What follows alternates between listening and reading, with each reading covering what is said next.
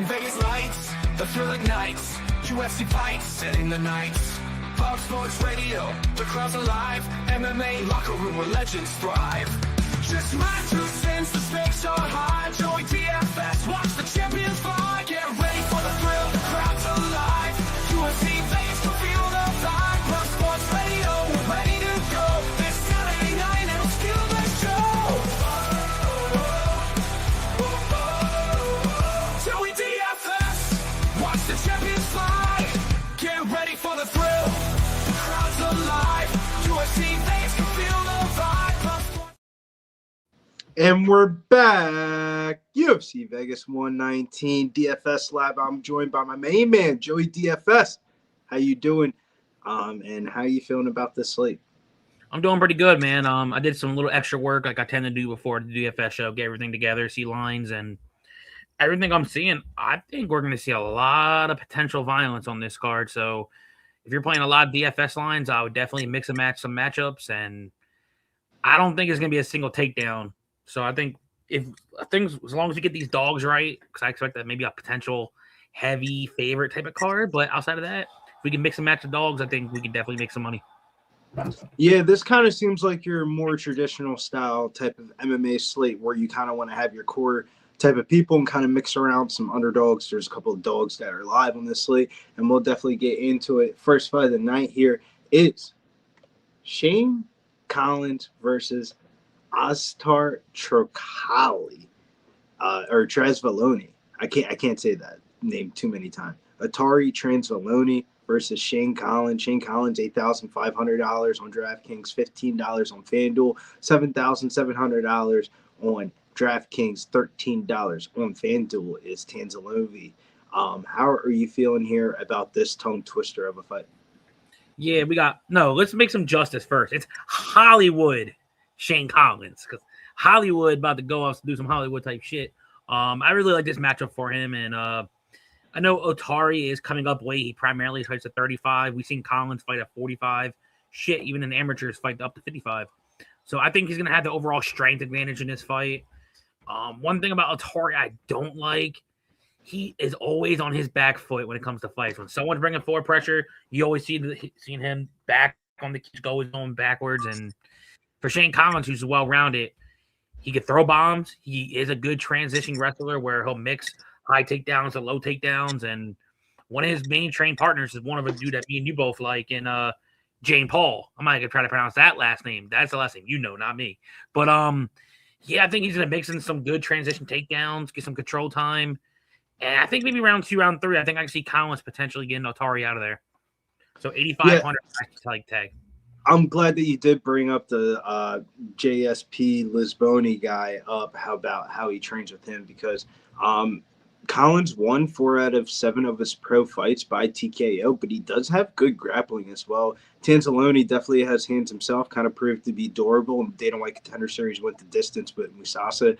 I don't think either fighter's been knocked out, so I'm not really too jumpingly to play this fight. I think there's a potential fade of the first fight of the night here.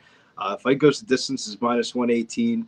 Fight doesn't go to distance is -108. So the sports books don't know either. They're saying it's a coin flip, and I kind of feel like it's a coin flip as well.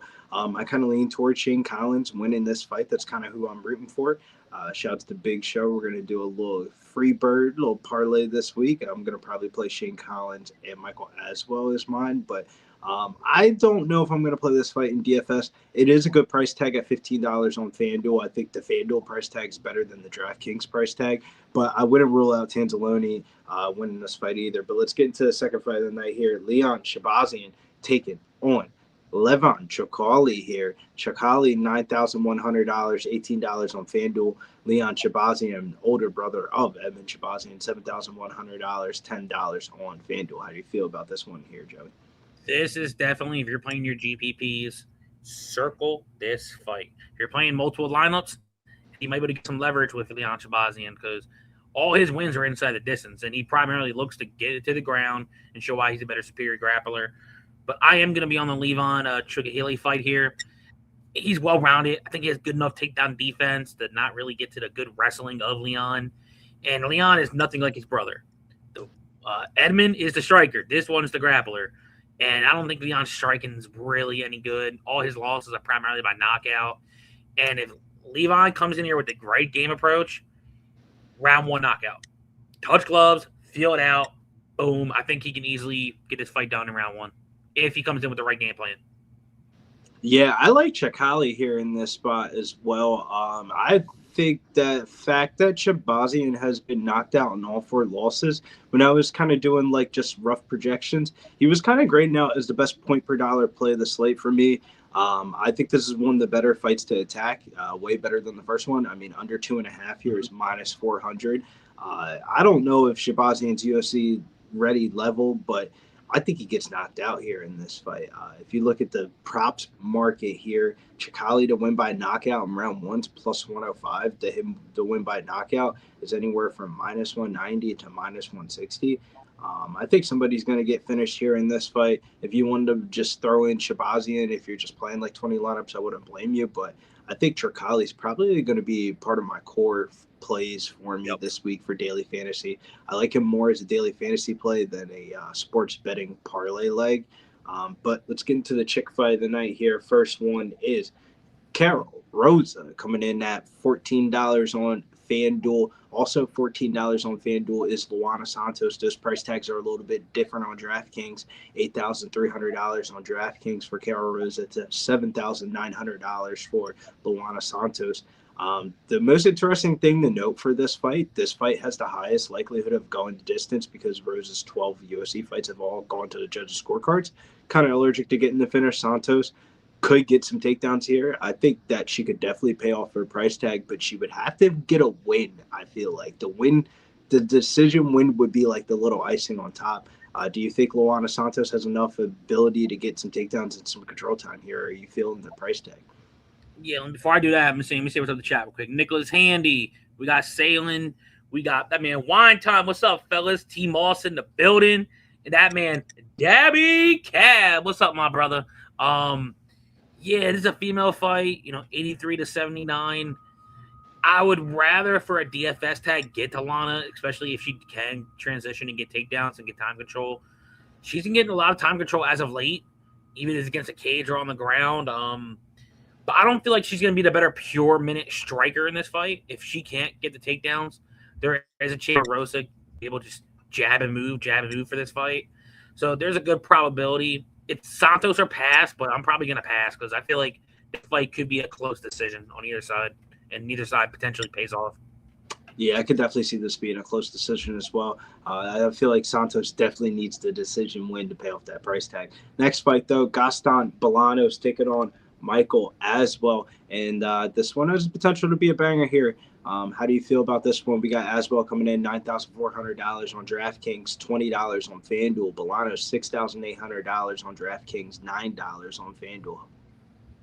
Yeah, I believe Bolanos is coming up for this fight, and usually when Bolanos loses, it's usually inside the distance, but 3 out of the 4 is by sub, and I don't think Aswell has the upper tiers and grappling ability to do so. Maybe if it's like a club and sub, but I think we're going to see 2 primarily strikers hitting their spots, both hittable in their own right. But there is a chance for lower level ownership. If Aswell does come in here and just throw a shitload of volume for 3 rounds, I don't know if he's going to knock out Bolanos early. If it is, it's maybe like a round 3 or decision. I think he's one of your potential leverage plays I could get for low ownership. And I'm still going Aswell. Do I agree with the tag necessarily? No, because he's someone that's coming off a loss. And now he's a 4 to almost 5-1 favorite. I don't really necessarily agree with that price, but to me, it's Aswell or pass. If you think Aswell can get the finish, 9,400 to get some leverage, I'd go there. But I'm not a fan of Bolanos this week. Yeah, I feel like one of the decisions that you're going to have to make this week is somewhere in this 9K range. You can't play them all. You're going to only have to pick one, and that's the way the builds are kind of coming out a little bit this week. I feel like Chakali's a little bit too expensive on DraftKings at $9,100, but if you can fit him in, I would definitely fit him in. This one here, though, Michael Aswell might be a better FanDuel play than DraftKings play, but I think the thing to note from the last fight against Luke Riley was he did get a couple of takedowns in that fight. And Gaston Bolanos, while this is advertised as a striker versus striker fight, Gaston Bolanos' wrestling defense is absolutely god-awful. Got submitted by Kwang Bang Lee in his last fight. But I thought there was a little bit of upside in the Cortavious Rebellious fight, or wherever that dude's name was. But there was really no improvement at all. I feel like Michael Aswell, there's two ways he can win this fight. He can win a greasy decision if they're just striking, duking it out on the feet. But if he mixes in a couple of takedowns, gets some striking going, he might be able to get a finish in this one, just wear out Gaston Bolanos. I like Michael Aswell a lot at $9,400 on DraftKings, $20 on Fanduel. He'll probably be one of the people that I'll circle as like the 9K options. I feel like it would be a huge decision between him and somebody else that we'll talk about in a couple of fights from now. But let's get into the next fight of the night here. Alan Nascimento taking on Mitch Raposo. Nascimento, $8,800, $16 on FanDuel. Mitch Raposo, $7,400, $12 on FanDuel. How do you feel about this one? This one is kind of a head turner when you look at the price tag on the sportsbook betting odds, I feel like. Yeah, before I break that down, we got the man TC in the building. William Brizzle, Joey DFS with a champions fly. Evening, gents. Evening, my brother TC. Good video. TC just dropped a video for the public underdogs. Make sure you get that a check and give it a watch. Leave a comment. Let TC know how you feel about it. Nascimento and Raposo. I said it on Tuesday to where I always give respect to Raposo because he's one guy that will fight for your money. And this might be one of the dogs to where I think the fight could play out close, and he can still give you like 30 to 40 points if it goes to decision. And shit, if it goes to decision, he might be live to win. Nascimento, he doesn't have the cleanest takedown defense. He does accept his go on his back, but he does look to attack for submissions. And I think the striking could be a tad closer if Raposo actually goes in and starts throwing. I'm more going dog or pass in this fight to where I don't know if Raposo gets finished. If he doesn't get finished, I don't know how Nascimento is going to pay off 8,800. But if Raposo does keep it close, I'd rather have a dog or pass. And maybe a dog in your line, you can get 30 to 40. But even in a win, I think you can get maybe close to the exact price, maybe low 70s to high 80s. So I'll probably be going dog or pass with Raposo. Yeah, I wonder how, because a lot of the people that play MMA DFS really don't even really watch MMA like that. They're really just DFS players, and they're just playing MMA DFS because it's probably the best prize pools on Saturday night. And when you look at Mitch Raposo's box scores, there's going to be takedowns thrown in there, but that's why it's always I feel like we have a little bit of an edge because we actually know how fights go. If you're coming in with this game plan for Mitch Raposo, you're not trying to engage at all here in this fight. You're trying to stand as far as you can and just kind of circle around the cage, do just enough to win the rounds. And Alan Nascimento, that could leave him into a submission or bust type of range where that's the reason why I kind of don't like him in sports betting odds at -210, -200. But if he does win this fight, I mean, his main win condition would probably be a submission, and it would probably be an optimal if he did win this fight. But I don't know, man. I think Mitch Raposo is a live underdog this week. I think Mitch Raposo wins this fight by a low-volume decision. And if that's the case, I think you fade this fight just in general here.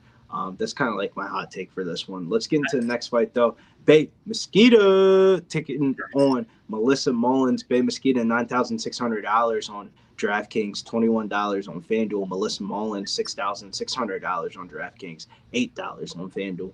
How do you feel about this one here, Joey? Before I break this down, I'm going to say, Bay Mosquito, sorry that I faded you versus Rendon because I didn't think you had any hands.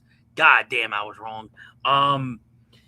I actually think there's no tape needed in this fight. I'm going to pull Aaron the dog line real quick. I think Besquitas, she has good enough striking to where I think she can contend with Mullins. And the second they clinch up, good luck, Mullins. But the price tag, you're just hoping for, maybe a couple takedowns or potentially a quick bonus at 96. Could it go over, under? But it's one of these high price tags. If you got to play one of these high price tags, you better have some affordable dogs you can get to pay up. So I do like Bay here. I think she's definitely the player in anything, but I feel like she's a lot safer in cash. I feel like no matter how she wins, I think she gets it done under 1.5. And I feel like she's going to put up a good overall score to at least get close to that tag. Yeah, these are another one of those fights where I feel like we could definitely take advantage against the public. There is no way people are going on DraftKings or FanDuel this week unless you really know about Bay Mosquito and seeing a girl at $9,600 per. She's second highest priced player on the slate. There's no way people are clicking that and throwing that in their lineup as like first glance. I feel like the only way you would really throw in Bay Mosquito in your lineup if you knew about Bay Mosquito, and if you know about Bay Mosquito, there's no way you don't play Bay Mosquito in your lineup this week.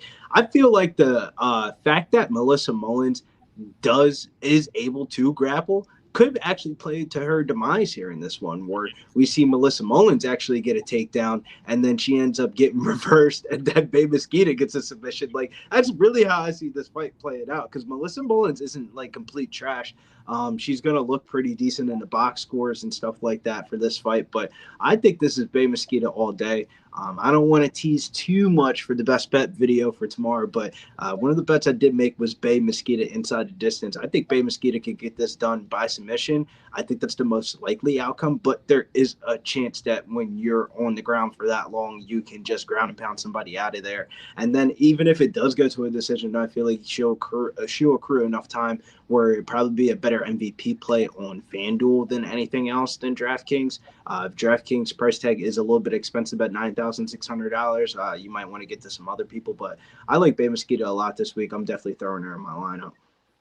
Yeah, I couldn't agree more, bro. She's one of the easier clicks for me. Yeah, next fight though is Melsik Bagzaryan versus Marzatal Magomedov here, and I'll start this one up here. Over 1.5 has hit for 3 out of the last 6 fights for Melsik, and over 1.5 has hit 3 of the last 5 fights for Magomedov, which is very interesting because of their inside the distance history. All 10 wins for Magomedov have came inside the distance, and for Melsik Bagzaryan, 8 out of 11 fights have not gone to distance for him. So it's very interesting to see how the over 1.5 is also a trend, but also fight doesn't go to distance isn't a trend as well. Where do you lie here on this one? If I knew Magomedov was going to come here and actually be a Magomedov and wrestle, easy 110 to 120 points, round 1 finish, easy upside potential there. But there's times where he does not want to wrestle and he wants to strike, and his striking's not terrible. But this is your one shot in the UFC to where, you debut, only get one debut. Why not use where you have the advantage that you're wrestling and grappling? Because if you try to stand for a 15-minute fight, Mel's just going to land some cracks on you. He got good power. Sometimes he doesn't bring that killer instinct like I would like to see. But if he finds a rhythm, Melzik can be live at 7,200. And as much as I like Magomedov, this is going to be one I'm going to probably wait till Saturday to be like, if I really need to pay down and I think Magomedov's not going to wrestle early, Melzik's going to put some points up when it comes to striking in a loss. Or shit, you're going to say he does win. You're getting low ownership on Melsik, so this could be a potential dogger pass. Yeah, I think there's a couple of ways Melsik could get there in this fight as well. I think obviously it all depends on what ownership comes in. I feel like people see the Magomedov last name, see the inside distance. $9,000 is expensive on DraftKings. I think he's a better FanDuel play than DraftKings play, but I think the upside here for Melsik Bagzaryan is the striking here. Let's say if this fight does stay on the field, I think Melsik Bagzaryan can easily win a decision. I mean, decision prop looking at plus 700, Melsik Bagzaryan by knockout rounds 2-3 at plus 1,000.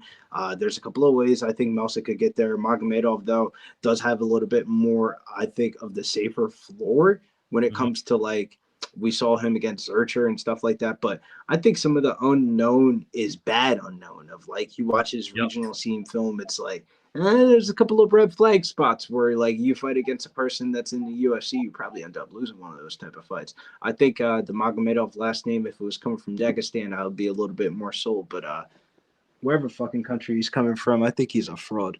So I'm going Melsik Bagzaryan. Before we do go on, though, there is one thing. If you pay attention to Tuesday, sometimes I've been picking up on it. Magomedov was a dog on Dana White, and now he's this 2-1, almost 3-1 favorite to where, hey, if you look as of late, if you've been a dog and you've been this big favorite in your debut, man, the favorite doesn't always pay off, and there's times where he gets fucking fraud checked. So take that with a grain of salt, and that's what I'm probably going to be looking at. So one of the lower tier dogs I'm probably getting to if I need to. Next one here is most expensive player on DraftKings, Andre Lima, $9,700, $22 on Fanduel. Kevin Boras coming back on the other side, $6,500 on DraftKings, $8 on Fanduel. How do you feel about this one? Are you playing Andre Lima? Is really the question. No. I prefer him as a parlay piece potentially, but oh god, I don't know what Kevin Boras did against the UFC, giving them all these tough ass matchups where he's not boring by any level. He brings the fight to fighters. He damn near knocked out Emmanuel Rodriguez in the last fight until he gassed out. So Boras at least early is going to be content to throw and be in your face. It's just if Lima shows his well-rounded game, he'll win with no problem. Shit, he gets those strike on for 15 and win with no problem. I just don't like this 9,700. That's just something I'm not getting to on any level. Unless he throws like over 200 strikes, maybe 4 takedowns, a knockdown. I don't know how he pays off 97. So yeah, it's a tough one. If you ask me like who I think is the best like fighter of the card, Andre Lima might be one of the first names I pop up after Manal Cop. And then on top of that though, real life I'm fine with parlaying Andre Lima, but in DFS, this seems like a terrible fight to attack. Over 1.5 is hit in 6 straight fights for Andre Lima. Over 1.5 is hit in 6 out of 7 fights for Kevin Boras. So you already know that you're going into the late rounds with this one. Unless Andre Lima is getting a late round sub of rounds 2 or 3, I think he probably just wins a unanimous decision, probably like a 30-27. And if that's the case, I don't think you want to pay for that on either website here. This might be one where you chalk it up in your sports book and throw them in your parlay and stuff like that with what you like for the day. But for your daily fantasy lineup, just leave them out of there for this one here. Next one, though, is Hyder Emil versus Christian Rodriguez. Christian Rodriguez, $8,400 on DraftKings, $16 on Fanduel. Hyder Emil, $7,800 on DraftKings, $13 on Fanduel. Joe, how do you feel about this one? This is another close fight where when C-Rod is fighting fucking guys with the O's, he takes the L away and he actually shows them looks actually pretty decent. Outside of that, you don't know what version of C-Rod you're going to get. Then same thing with Hyder Emil. We know what Hyder Emil does. He's going to come in, throw a lot of volume, look to mix combinations. I almost want to fade this fight because I think both fighters and opportunities are going to have good moments. It could be C-Rod early with a lot of clinch and maybe a takedown or so. Round 2 could be Emil with volume. Round 3 could be a toss-up, and I think without a finish on either side here, especially if I have a splitty 1-1, I think you could fade either side. But if you had to get down to a salary, I think Emil would be the play and pass due to C-Rod doesn't have the wrestling of Jamal Emmers. He might have clinch control and be the better grappler if he gets down there. But we'll see if Hyder Emil really didn't work on his takedown fence. If he does, he gets the underhooks and push off.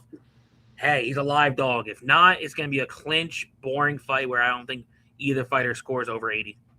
Yeah, I'm kind of feeling that vibe as well. C-Rod's gone over 1.5 in 6 out of his last 7 fights, and he's plus 160 to win a decision. So sports books think that's the most likely outcome in this fight, and it kind of makes sense. Hyder Emil kind of gasses out after round 1. I think he's more KO or bust than a lot of his fights, but could win a decision maybe just based off of damage. I'd stay away from this fight, to be honest with you, on both sides. Next fight, though, Andre Touchy Feely, $7,300 on DraftKings, $11 on Fanduel. Vinicius Oliveira, $8,900 on DraftKings. That's an expensive DraftKings price. That might not be right. And $17 on Fanduel. How do you feel about this fight? So the price tag is actually right. He's $8,900. Okay. That's one to make sure my notes.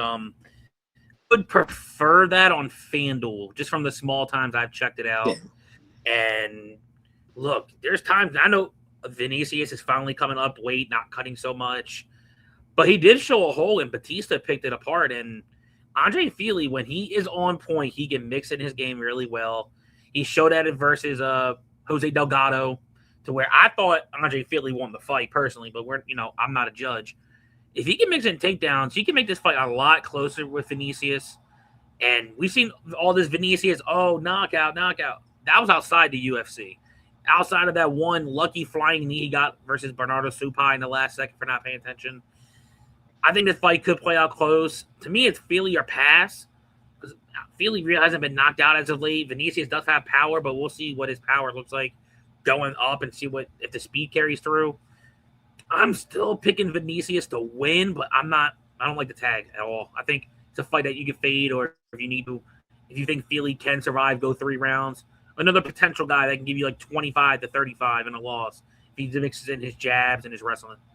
See, this might be a fight that you have to attack. It's because from the aspect of like on FanDuel, that price tag is a little bit wild. $17 is actually a decent price tag. Yeah. But if you don't play Oliveira, I feel like you have to play Feely from the aspect of the only thing that's really concerning on Feely is really the short notice shit. This was actually supposed to be Giga Chikadze versus Vinicius Oliveira, and Andre Feely's only taking this fight like under a week and a half, 2 weeks notice. So it's like, that's more of the concern. That's like, how much were you really in the gym? Were you on some rock star shit? Because if you follow Andre Feely on his Instagram, he's like a lead singer in some fucking band. Like, I have questions. But if he comes in here and wrestles, he actually might be a really good DraftKings play. I think he's a better DraftKings play. Is Feely Oliveira better FanDuel play? You might have to play this fight just in general because Andre Feely could just be one of the better underdogs of the card if he ends up winning. Oliveira's gone over 1.5 in 5 straight fights. Feely is mixed in, basically wins and losses for a bunch of his fights. So it's one of those ones where I think Feely's probably one of the best underdogs of the whole entire card for daily fantasy purposes. I don't know how much I feel like betting on Andre Feely, but for daily fantasy, I could definitely throw him in my lineup because let's say you get some takedowns and he does win the fight, he'll fuck around being the optimal if he wins. And I think if we're talking about like people that are the same exact price tag, Andre Feely, Melsick, Bags Orion, Mitch Raposo, I think Andre Feely has way more upside than maybe not Melsick, Bags Orion, but he has a safer floor than Melsick. So he could be one of the better underdog plays of slate. Co-main event, though, let's see if Joey's liking this underdog. Ian Kudialaba, $7,000 on DraftKings, $10 on FanDuel. Navajo Sterling, $9,200 on DraftKings, $19 on FanDuel. How do you feel about this one? Before I get in this one, I see Mills. He says, buy it by sub, and I'll leave his last comments for until we get to the main event. We're almost there. Man, like I keep saying that I want to see Navajo test it, and this could very much be one of them fights. But I feel if he survives round 1, he's live to potentially get a later round 2, round 3. He's the bigger fighter, stronger fighter. And I said this for Navajo's last fight, and I remember cashing on the knockout versus Bruno. Bruno comes forward. He may not be the best, but he comes forward. What does Ian Kutalaba do a lot? He comes forward. No matter if it's forward striking, throwing overhands, or he's looking to transition takedowns. And I give Navajo credit. His takedown defense, as of late, has looked pretty up to par. And if he can survive that little onslaught, maybe round 2, round 3, I think Navajo could potentially get Kutalaba out of here. But if you're playing multiple lines, I feel like this is not a bad fight to get to.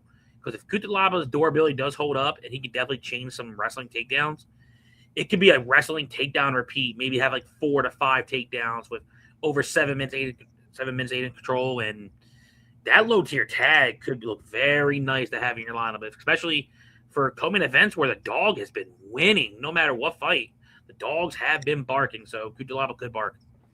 Yeah, kind of like the Navajo side. I feel like Ian Kutalaba seems round 1 or bust in a lot of his fights, and it'll only be a matter of time before Navajo gets the knockout. The only problem that I have with Navajo is if you say Navajo or Levilan Chokali, I think Chokali fading Shabazian is easier than fading Kutalaba. Kutalaba is actually a legit fighter. I would not mind playing Kutalaba at $7,000 because he's going to give you a good round 1. You know he's going to give you a good round 1. Navajo Sterling, though, just might not be a DraftKings play for me. He seems like more of a type of guy that, like, let's say you're making sports bets for the weekend or you're just trying to cross sports some parlay, like maybe you're a baseball bettor or something like that and you're just trying to throw in a chalk money line with something. I'd maybe throw in Navajo Sterling as a quick little 2-leg and then leave your UFC like parlays that you like a lot more other legs in your main stuff and stuff like that. That's probably how I would try to attack this one. From a daily fantasy perspective, I would just pass unless you're playing Ian Kutalaba. Main event, though, it's time. Minnow Cop taking on Corey Horiguchi, number 2 fight number 2. Manel Cobb coming in $8,600 on DraftKings, $17 on Fanduel. Corey Horiguchi coming in $7,600 on DraftKings, $15 on Fanduel. Interested to see how the ownership turns out for this one. How do you feel about this one? So before I read into it, this was Mills one of the comments. Cape money line minus 160. I feel you on that, brother Mills. I don't do this often, but I will give myself credit. When I usually go against fighters who I really like, shockingly, my win percentage been actually all right. I did it for one fight with Petrosky, low key sick to my stomach. I did that, but it still hit. But it could happen like this too. I think this is a good fight. I think you should target on each side. I think one fighter knows, one good clean finish. I'm up there versus Josh Van. We don't know what's going on with Pantoja. We don't know what's going on for the next fight in general. So I think both of these fighters are going to bring an aggressive game. And I feel like someone's going to get finished. I'm still leaning Horiguchi, even though it does scare me. He's a potential public dog, and we've seen how those been going as of late, losing. And so, yeah, I'm going Horiguchi. I think he can mix in his well-rounded game. But if you're playing Cop as a bet, I feel like play Cop by knockout. I don't see this fight hitting the scorecard. Both these fighters are going to look to prove a point and get that next title fight. I may just look at Horiguchi on the money line. You can get a good line right there. He's still a dog. People think that line could flip. Who the hell knows? I don't think it should flip personally. But I like Horiguchi. I want to say almost inside the distance, but he's another one to where he could win a decision if he tires out Cape. Yeah, I think this comes down to one thing. If Manel Cobb finds the knockout, he's in the optimal. Yes. No chance he's not. If he doesn't find the knockout, I still think he can win a decision. I think Manel Cobb, one of my more confident picks of the week. I think he wins this rematch pretty easily. I mean, Horiguchi has looked good since coming back into the UFC, but I just don't think he's on the level of Manel Cobb. Manel Cobb's a little bit too evasive nowadays. It's all really his fight to lose. It's really what it comes down to. I think Horiguchi's best win condition to win this fight is probably a submission, man. The way he got it done the first time. I know 2 fights don't happen the same, but that'd probably be the way he wins this fight, because I don't think he's going to be able to out volume or get enough takedowns across 5 rounds to win a decision against Manel Cobb. If this was a 3-round fight, I would be a little bit more advantageous to play Horiguchi, and I would probably just change my whole entire opinion of the fight. But bro, 5 rounds, I don't got Horiguchi take it down, but not Cobb for 5 rounds. Fuck not that. For 5. He was tired. I don't think he's going to throw more volume than him. I don't think he's going to be able to knock him out, and I don't think he's going to be able to submit him, and I don't think he's going to be able to get enough takedowns across 5 rounds. So it kind of leads me towards, I think Manel Cobb finds a knockout, and he's going to get that title fight against Joshua Van, because Pantoja, I know you guys don't want to hear this as fans, but he's going to be on the sidelines for quite some long time. I think Manel Cobb is the one that they're going to get the title fight to if he knocks out Horiguchi here in this rematch. But Joey, where can they find you at, and what do you got going on for this week? And let them know your favorite play of the week, your favorite underdog of the week, and the fade of the week. Yeah, the fade of the week. I'm gonna get to that real quick. I'm not playing the female fight. Not to sound biased. I just think there's no overall leverage without a potential finish on either side. My favorite play, sneak peek. I'm about to drop a video tonight. Is Le'Veon Chokili. I think he gets a knockout under 1.5. Shit, it might even be round 1. And what was the other one? Favorite. That's fine. I'll go favorite play of the week for me is going to be Bay Mosquito. And then I'm going to go favorite underdog this week. Fuck it. Andre Feely. And then I think you play the main event this week. I think you have to play Manel Cobb. Or Horiguchi, but I think I'm playing Manel Cobb in all my lineups. But till next time here at Pub Sports MMA, make sure you guys hit the like, subscribe. We got the best bet video coming out tomorrow here at 8 o'clock p.m. Me, Joey, just my 2 cents, going over the whole entire slate of our best bets.